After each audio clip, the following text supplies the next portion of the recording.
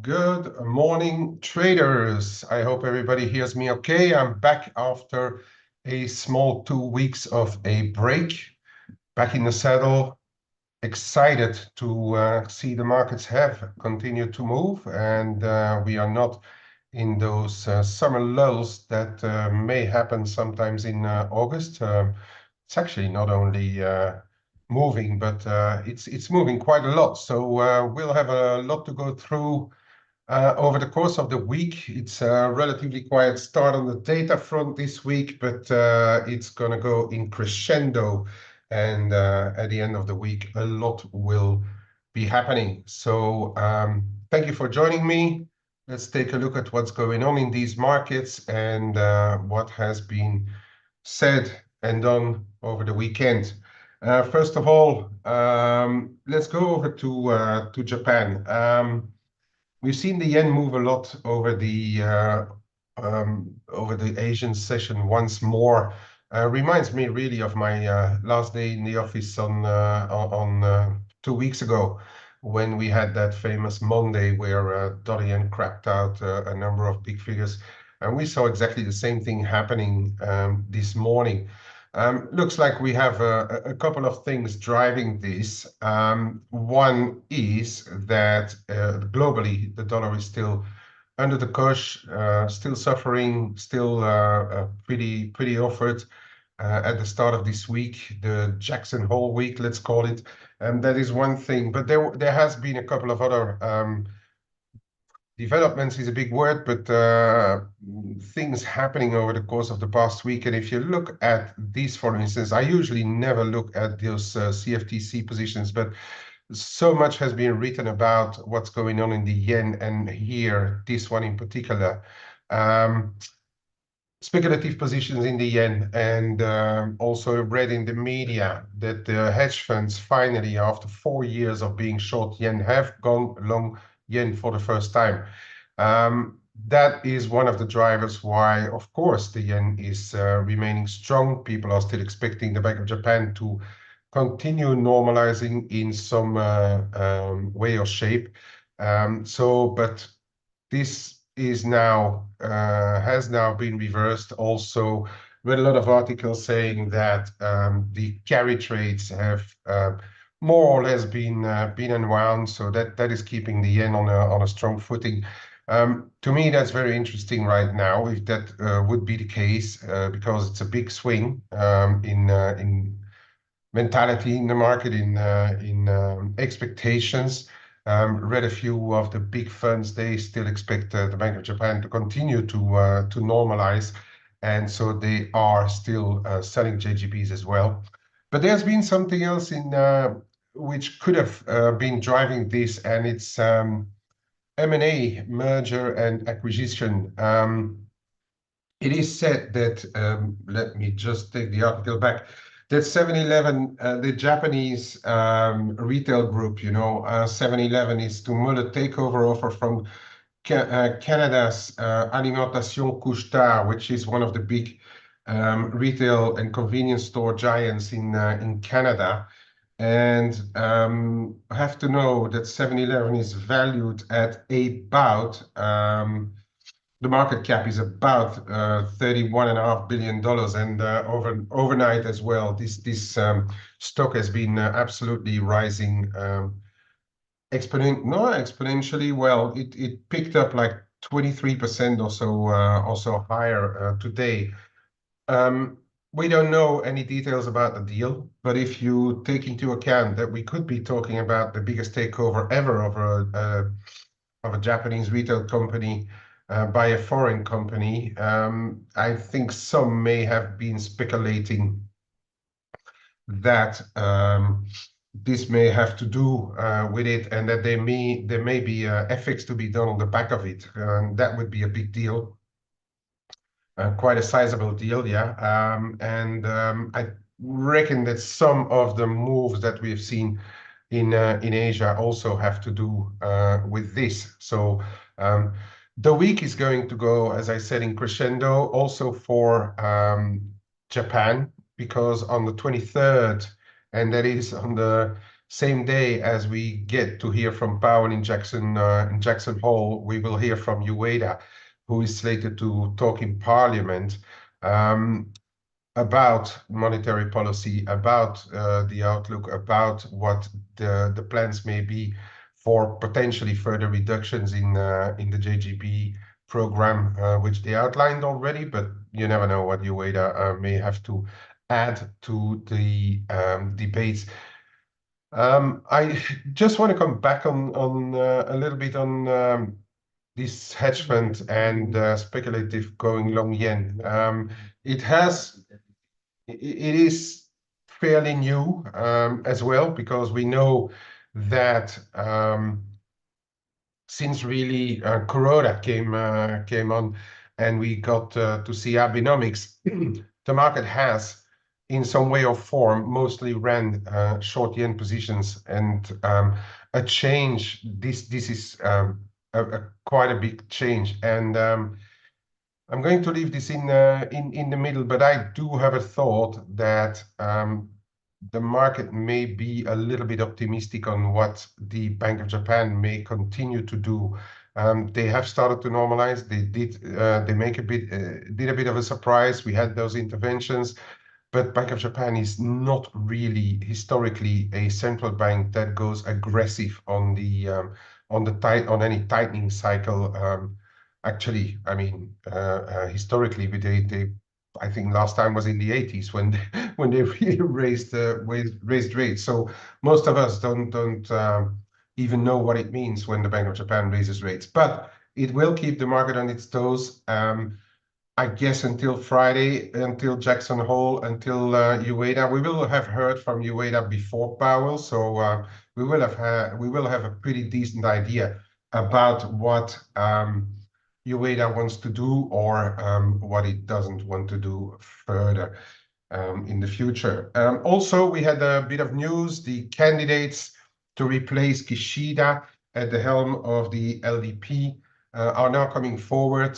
Kobayashi, the youngest candidate, came forward and said that he would be potentially putting in that in the ring for becoming the next LDP leader. The vote for this LDP leadership should take place on the 27th of September. So if you want to make a note of that in your diaries, the 27th of September, we will start to have an idea about who is going to replace Kishida. Knowing the Japanese tradition, Kobayashi, 49 years old, is considered to be a youngster. It may not be his time yet to come, but he is, for what it's worth right now, he's a pretty expansionary on the fiscal policy. So he's not the one that is going to dramatically reduce deficits also in Japan. That for what the main line of his approach would be. Okay, moving on. Over the weekend and starting today is the DNC, the Democratic National Congress in Chicago, where we are expecting to see a big Kamala fest going on. We have to note that, and I was reading back the polls end of last week, the polls are starting to show Kamala taking some sort of a lead in some areas versus Donald Trump. So that brings us back also to the markets, where we have seen this Trump trade, which was very much a steepening of the curve trade and so on and so forth, and starting to be screwed back a little bit as well, especially the long end versus the short end. That steepening process has been undone for parts, which in turn may also have been weighing a bit on the dollar as well over the past week. This rebalancing of expectations in the polls, without wanting to front run anything specific, it may just have helped to unwind some of those Trump trades, Trump 2.0 trades, and that is also what the market is relatively trading right now, this unwind of or this rebalancing of expectations. So we are going to expect a lot of headlines out of this DNC as well. And keep an eye on when, I think it's is it 4 days convention that I guess we will have quite a few polls coming out in the meantime as well, showing us how Kamala is doing versus Trump. On the central bank front, we had Daly and Goolsbee speaking. So Daly said that it is probably time to consider adjusting the borrowing cost. So leaving the door open to a cut in September, but adding that it is likely going to be a prudent process. So I don't think that from her side we should expect a very strong push for like 50 BPs or so, which is what the market is hoping for, I think, at the end of the week in Jackson Hole, that Powell would leave the door open to a 50 BP cut. Personally, knowing Powell, seeing what he done, he will leave the door wide open to a cut. Will he give the market a 50 BPs potential cut? I am not so sure about this right here and now. We've seen the data pointing to a cut. We have seen the data slowing down. We have seen that employment report also coming in weaker. But then we've had a couple of other reports coming in still relatively okay. Like, for instance, on Friday, the Michigan, where we had a standstill in the expectations for the inflation data. And the customer, even though the current conditions came in a bit lower, the sentiment and the expectations were a bit higher than the prior numbers. So the consumer still hasn't really given up on the US and in the US front. So I would suspect that may be one factor where the dollar may not yet completely give up the ghost and collapse further. It's really going to come from the numbers. We will have PMI data as well later on this week. So if those numbers confirm the weaker reading, then the dollar will probably get another slap into the Jackson Hole. But what the market is mainly going to wait for is that what Powell has been saying. And Goolsbee, by the way, who really is a weather vane. I really don't attach too much importance to what he's really saying all the time. But he said that September may not even be a done thing. Hold on one second. I'm just okay. May not even be a done thing. But then prior he was really talking bearish and he just doesn't know. I think he just likes to speak in front of cameras and that's it. What else? Oh, on while we're on this calendar, on Wednesday, we will also have the first preliminary review of the payroll data through March of this year. So it's an annual kind of review, but you know, the Bureau for Labor Statistics, they come up with those like quarterly. Well, I mean, this one is going to be for March, up to March, but we know that sometimes over the course of the year, they can come up with like very big revisions. Remember last year, and the one we had earlier this year, the revision was actually for better payroll numbers than what the market was expecting, where the private reports were very much completely an opposite of what BLS came up with. But that is coming out on Wednesday, so that's one for the diaries as well. And that's about it for the US. Moving over to the Middle East, we had a US ceasefire proposal on the table, but Hamas has been rejecting it. Iran is still saying that it is important to get a ceasefire in Gaza, but once the parties are on around the table or on the phone, it doesn't seem that that obvious. And I think for markets, that is also what is keeping not necessarily the dollar under the cush, but stuff like gold relatively well supported. I'll have a look at what's happening there in the metals in a bit. In Europe, I read a few things that there's an expectation to see quite a few European auctions this week. We will have also a in the US side, the short end will be dominant this week, but we will have like a smaller 20 and 30 year as well offering over the course of the week. That is going to be for the 21st and the 22nd, but they are relatively small ones. We do have to look out, especially I would say for the 30 year, because that gives us a good idea about how the long termers think about everything that's going on in the markets right now, especially after that bit of a rebalancing that we saw from away from the Trump 2.0 trade. Okay, and looking at the calendar, then, as I said, read some articles that we will have over the course of the week some more European bond auctions as well. Some are expecting increased amounts, so keep an eye on what that may do to European rates and therefore do to some of the European crosses. Okay, all in all, we've seen a very mixed picture in the European crosses. We have seen a higher euro dollar, but in turn we have seen the crosses really in the eurozone. If you against the euro, if you take away stuff like the yen, for instance, because yen is really living its own life, we have seen them gradually come back, and I would say it's relatively normal that that happened, because if we look at all the European data coming out, they are still if not bad, lukewarm.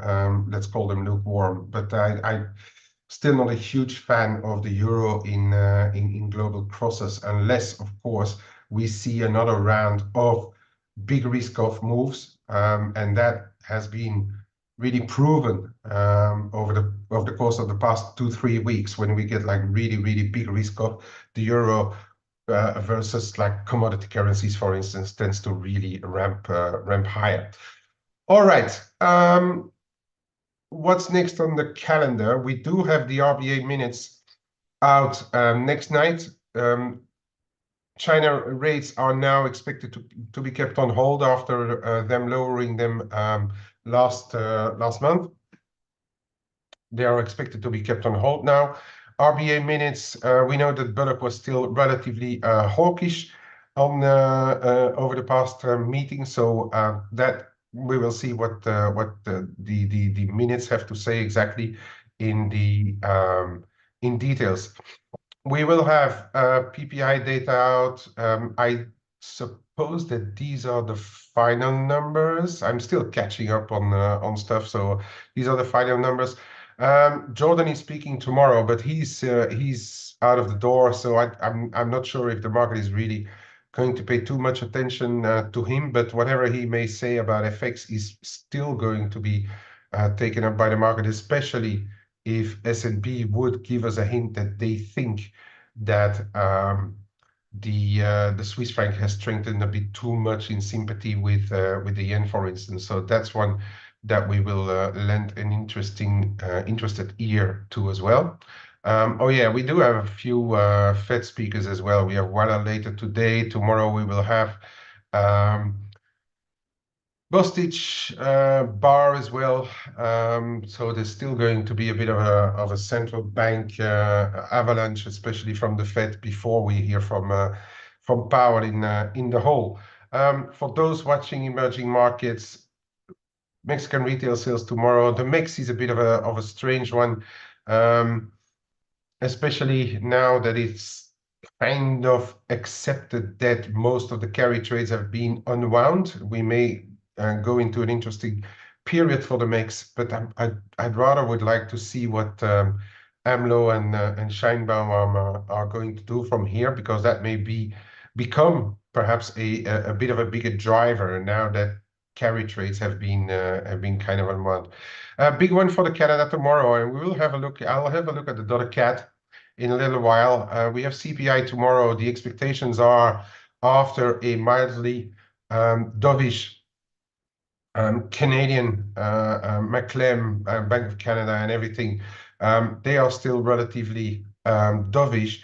If we would see a further reduction here in the CPI data, Canada may be one that is moving a bit come tomorrow. Okay, and then we're going to move into midweek.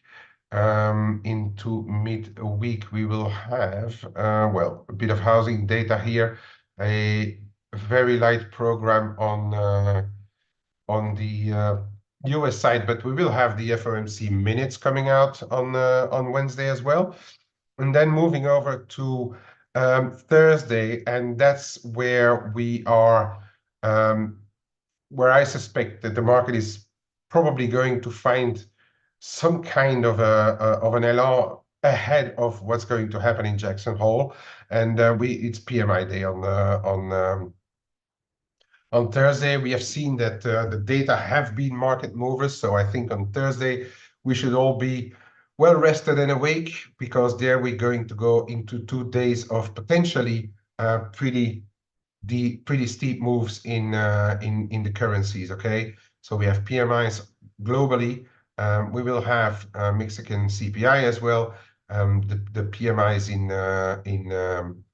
in the US as well. The claims came out a bit better last week, but I say watch more the PMIs than claims, unless those claims are really starting to take a real direction. All right. For those watching commodity currencies, we will have the Kiwi retail sales. It's probably going to be a mover, because after what the RBNZ did last week, the Kiwi now recovered it just because of the dollar, and because of, let's face it, the Kiwi and the New Zealand dollar is still a 5.25% currency. So it's data who are going to tell us what to expect from the New Zealand dollar, I reckon. We will have the Japanese CPI then coming out on Friday. I remind you that we will have, I think it's 9:30 or 10:30 Tokyo time, Ueda speaking in Parliament. And then we will, of course, have the Jackson Hole symposium, which will be really overshadowing everything else come Friday afternoon. We do have Canadian retail sales as well, but I do think that the whole market is going to just monitor what Powell has to say, whether he gives us those 50 BPs or not. All right. Yes, Gavin. We do have a slice of Bailey as well. And speaking about Bailey and Bank of England and the pound, and I can straight away go over to what is happening on the currencies. Sterling has been performing all right. We had this really big setback in all things risk.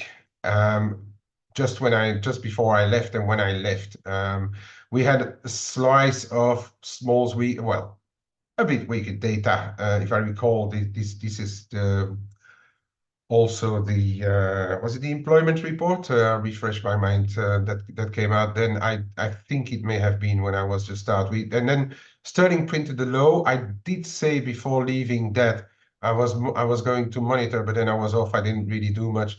Going to monitor the cable in the low 126s. It did hold, and since then, Sterling has been a real outperformer in major land, in dollar, euro, sterling land. Okay, the three main currencies, and it does look to me like unless we get like weak data somewhere this week out of sterling, it does look like the market has its eyes set on going for a retest of the 130, potentially those highs again starting the week. Okay. we are trading around this 78.6, around 129.60 right here and now. Fundamentally, we may stall here, but the way the market is looking at at the dollar, the way the market is looking at the majors, the way the market is looking at the pound right now, you see we had this first leg higher, came for a retest of the 128 and did the next leg higher. The market is again relatively positive towards sterling, right? And we find it back in a cross such as euro sterling. We had this move higher. I also said, like, when it started to break back above, I was a bit short, back above 84.60. I covered my shorts, and then I did try it again around here. And actually got stopped on a trailer here just before we had this little move back higher on the back of some more euro covering, because the euro has been doing well as well for parts of last week. But again, we are seeing this move lower. I'm not sure if this channel is still valid, because we have been crossing that line pretty often, and it doesn't look like, if you look at it on a daily basis, that is 85, 60, 65 is too important, but I still would not completely rule it out, because it's a bit of a fib level here as well. But we are trading. The sterling is trading still trading on a positive note, okay? And we saw the GDP data out last week, and people said, like, oh yeah, it's a lukewarm report. I think it's still, if you compare it to Europe, for instance, it's still a relatively positive report. And I would say, on the whole, it's not overly surprising that the sterling is doing well. So fast forward to perhaps the end of the week, if we don't see any disaster on the PMIs, if we don't get anything like uber hawkish on from Powell, whether it be cable or a sterling cross, for instance, I wouldn't rule out that the sterling is actually going to continue to do relatively well. If we get a move break back down below 85, the figure 84.90 euro sterling, we see this level has been traded a good few times. We could go actually back to test the lows, and I'm really not excluding this, because the sterling is, to me, showing pretty good resilience. Now, let me, before I move over to the rest of the currencies, Ali, good morning, good afternoon. Reading through what you're saying, are we on the verge of a major, on the verge of a dollar break? Aussie, yeah, I'm going to look at this. Market is expecting aggressive rate cuts, yes. Now, against fundamentals, weak economy is not that weak, not bad. Okay, market expectation. I'm in between two thoughts. Yeah, you're in between two thoughts. I think a lot of people are. A lot of people trying to trade, and with some form of success, obviously, trying to trade the dollar from the short side. We have to know that there is. You have to look at other currency pairs when you trade the markets. But once the dollar takes over, it being the biggest market of everything, right?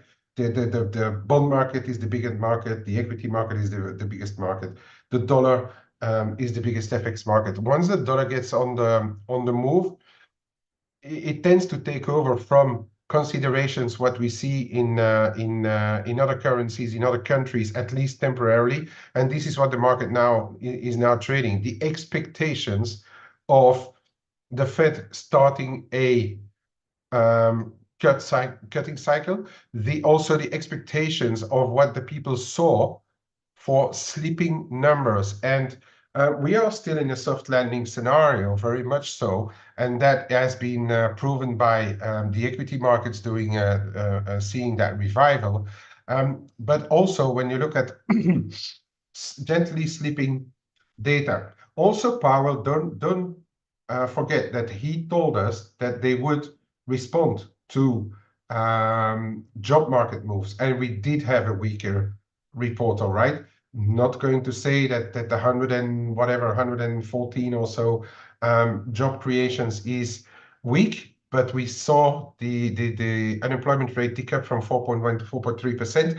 It has lit some lights or some, not going to say red alerts, but at least yellowy flags on Powell's desk, and then the market turns around. So if it's still a soft landing scenario, as we've seen from other data, for instance, the retail sales weren't that bad. The consumer is still there, so they're still positive. But then you go in pure correlations, the dollar tends to weaken slightly, and especially against stuff like the better risk currencies. Okay, we've seen a good revival of the Aussie dollar. We've seen a revival despite RBNZ cutting the rates of the Kiwi. We've seen a good sterling. Don't forget that those currencies are risk-related currencies. We've also seen stuff like, for instance, sterling Swiss, euro Swiss coming back better bit, because the Swiss is also related to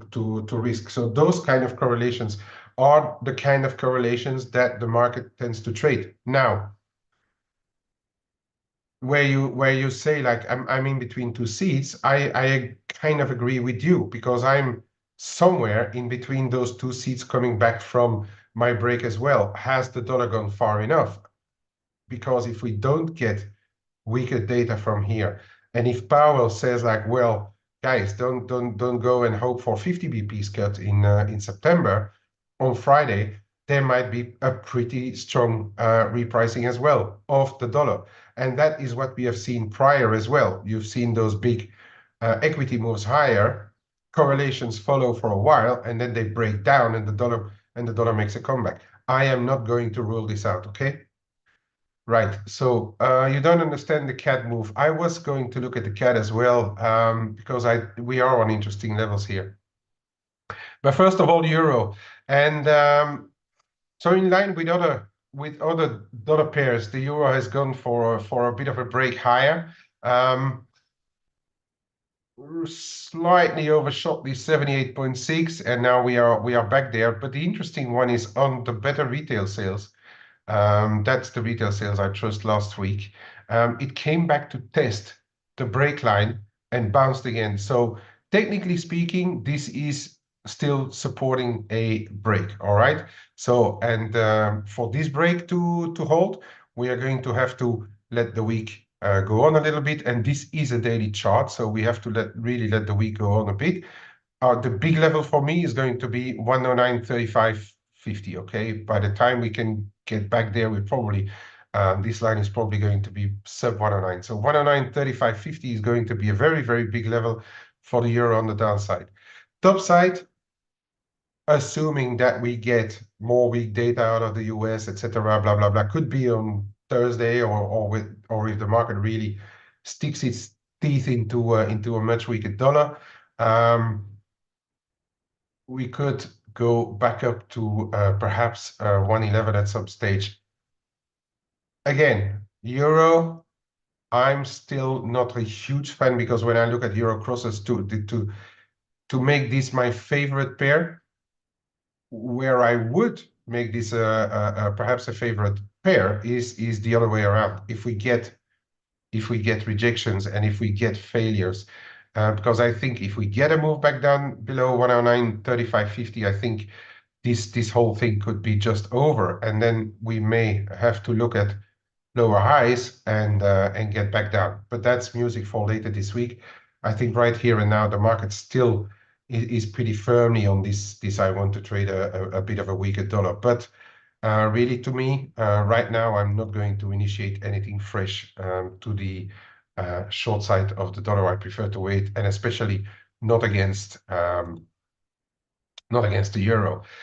Interesting development on the dollar yen when I was off. We had this very big reaction, you know, on that famous Monday before I left, and then we had like a really big spike higher. To retest, even went back a bit above the break line, but big rejection around the 38.2 of the move lower. Okay, This now is going to be a big level, anywhere between 148.75 and 149, call it a half. And we have to look at these kind of wider pictures for the yen, because the volatility is that high. Anywhere between 148.75 or call it 149, 149 and a half, we are going to have to be very careful. And especially, I would say, into the latter part of the week, because we will hear from Ueda, we will get the Japanese CPI, and we will have Powell. Okay, so if ever at that time of the week we trade around here for the dollar yen, watch out. If we do get a break and the market is long yen, as we've seen some of these reports, I wouldn't rule out a move back up to 152. Okay, as a matter of fact, I reckon, not I reckon, I am thinking personally that this move that we've seen here is kind of enough for now, unless we get fresh data, and unless we get confirmation that Ueda wants to hike further and Powell leaves the door open to a 50 BP. Yes, we can get back to 144.5, 145. Why not? It's volatile enough. But if ever this week we will see a move back, we should see a move back down, or we would see a move back down rather, down to those lows here, I'm going to be very tempted, perhaps not specifically in cash, but I will be tempted to perhaps tip my toe in some form of a short yen. Could be through options, could be perhaps a cross rather than dollar yen somewhere. And I am thinking of something as well in the sterling yen area. I haven't put the charts on there yet because I'm still just back from my break. But anywhere, if we see moves back down to this kind of this whole zone here, traffic area, to the underside of the traffic area, somewhere around 154, 155, 180, 485, I may get tempted. Canadian dollar, I think it does look relatively simple. Again, I'm on daily charts. Yeah, when I come back from a break, I have looked at the shorter end, but when I come back from a break, I like to look at the somewhere the bigger picture, and we could take this, but as well, look, we are on supports here in the dollar cat, 136.60, 136 and a half. Here we are on supports, okay, in the dollar cat, Addy, and it's been an on and off correlation with oils in a way. It has come down. We had this big move in the Canadian dollar, also the spike here on risk off, also on the back of a weaker or a softer Bank of Canada comments and things. And now on the back of the dollar, we came back a bit higher oils as well. But we are on decent support, and this looks like technically relatively simple. On 136 and a half, 136.60. It's holding right now, and it could be as simple as that. Okay. I might even be tempted to try it with a 30 or 40 pip stop, because this looks like relatively simple. I need to up this line a bit, but so yeah, and if you look at it in a simple way, take away this like massive risk off spike, we could actually start to reinforce this triangle again, perhaps, because the top end comes in at around the 138 and a half, which is that high before we had that risk off spike. Okay, so I think it is possible that this one holds here right now. Watch out tomorrow for those Canadian CPIs. Okay. We have to look at metals, all right. Okay, this is one I'm still in for a bit. People in the room, I've been updating them. I was like really hovering very close to the buy button when we were here, and then I just preferred to wait for it to get back above this line here. So I bought a few. I've been building off the position on the way up, as I usually do. I let a decent bit go into these prior highs here, and then we shot through over 25. I let another piece go just before. I'm smalls in now. I want to see how the week develops, but I want also to protect what I've got. It is very bullish. This is looking extremely bullish, but never say never. All right. So I don't know what's going to happen for the rest of the week. If you look at the yields side of thing, it is still looking relatively soft for the dollar. If I look at how the geopolitics go, it is still supportive for stuff like gold. All right. But a market is a market, and I would not be ruling anything out here. And we could be in for a bit of a rejection, and I will keep a close eye on what's going on around 80.85. If it goes back below 24.80.85, I think we may see a bit of a deeper correction. All right. So I'm protecting the rest of my longs here just below that level for your guide. Okay.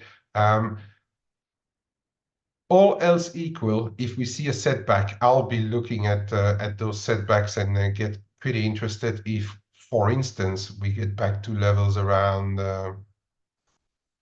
call them a little bit higher now. Yeah, well, low 24s for sure, low 24s, but already keeping an eye on what's happening in the 24.5 zone.